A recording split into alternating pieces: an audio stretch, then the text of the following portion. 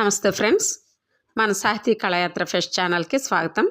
ఈరోజు మనం తెలుసుకుందాం అనే శీర్షికలో చాలా రకాల చెట్లు ఋతువులను బట్టే కాయలు కాస్తాయి ఎందుకు అనే విషయం తెలుసుకుందాం. చాలా రకాల చెట్లు ఋతువుల్ని బట్టే కాయలు కాస్తాయి ఎందుకు.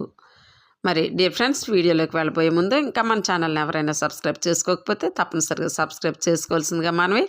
అదేవిధంగా ఈ వీడియో మీకు నచ్చితే లైక్ చేయండి. Please like, share and subscribe.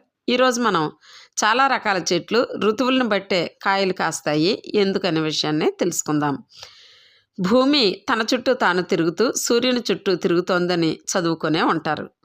సూర్యుడి చుట్టూ తిరిగే కక్షా మార్గానికి భూమి అక్షం లంబంగా కాకుండా కొంచెం ఒరిగినట్టు ఉండడం వల్లనే భూమిపై ఋతువులు ఏర్పడుతున్నాయని కూడా తెలిసిందే.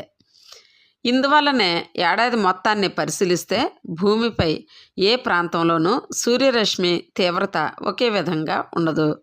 పైగా భూమి దీర్ఘవృత్తాకారం అనగా ఎలిప్టికల్ షేప్.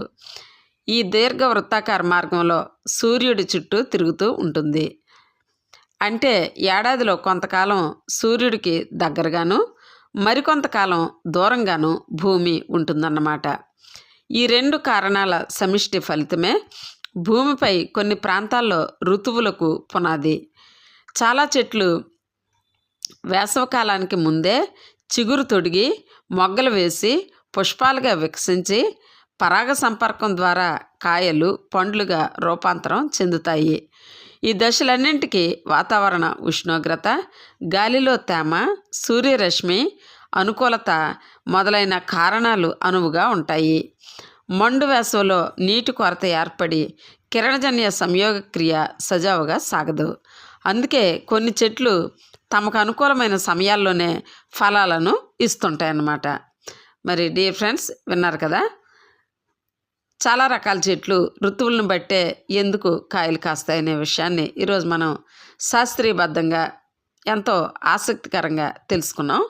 మరి ఇదే విధంగా ఇంకా అనేక ఆసక్తికరమైన అంశాలు, మరికొన్ని ప్రకృతి రహస్యాలు, వీటిని గురించి మనం తెలుసుకోవాలనుకుంటే తప్పనిసరిగా మన సాహితీ కళాయాత్ర ఫెస్ట్ ఛానల్ని సబ్స్క్రైబ్ చేసుకోవాల్సిందిగా మనవి.